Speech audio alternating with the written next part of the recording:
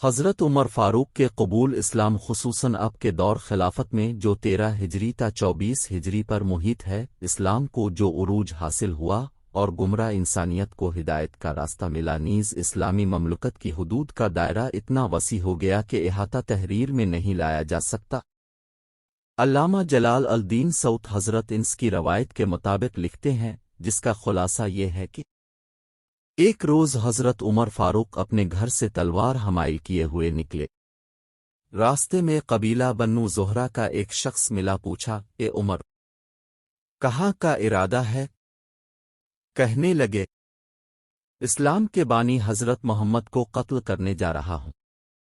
انہوں نے کہا کہ ایسا کرنے پر بنی ہاشم اور بنی زہرہ سے تم کیسے بچ سکو گے؟ عمر فاروق نے کہا کہ اس کا مطلب یہ ہے کہ تم بھی اپنے دین کو چھوڑ چکے ہو۔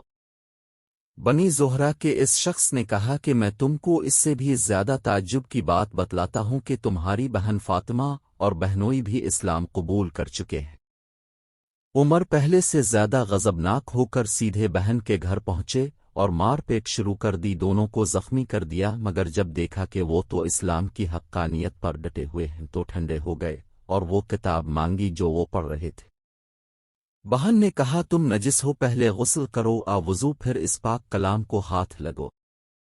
ایک طرف حضور اکرم کی حضرت عمر فاروق کے اسلام لانے کی دعا اور دوسری طرف بہن اور بہنوئی کا اسلام پر مضبوط عقیدہ عمر کے قلب و ذہن کو متاثر کیے جا رہا تھا کہ سورۃ طٰہٰ کی اس آیت پر نظر پڑی۔ ترجمہ: بے شک میں ہی اللہ ہوں اور کوئی دوسر الف میرے سوا معبود نہیں، اس لیے تم میری ہی عبادت کرو اور میری ہی یاد میں نماز پڑھو۔ پھر تو آپ کا جسم پانی پانی ہونے لگا اور حضور اکرم کے دربار میں حاضری کی خواہش کی۔ حضور اکرم اس وقت کو صفا کے مکان میں تشریف فرما تھے۔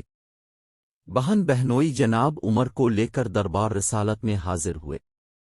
وہاں حضرت امیر حمزہ، حضرت طلحہ اور دوسرے صحابہ کرام موجود تھے۔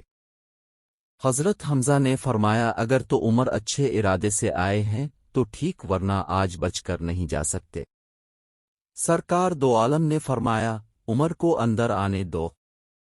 حضور اکرم اٹھے اور عمر کے دامن تلوار اور ایک روایت میں ہے کہ گریبان سے پکڑا اور کھینچا اور فرمایا، عمر، کیا یہ فساد تم اس وقت برپا کرتے رہو گے جب تم پر بھی وہ خواری اور ذلت اللہ کی طرف سے مسلط نہ ہو جائے جیسے ولید ابن مغیرہ کے لیے؟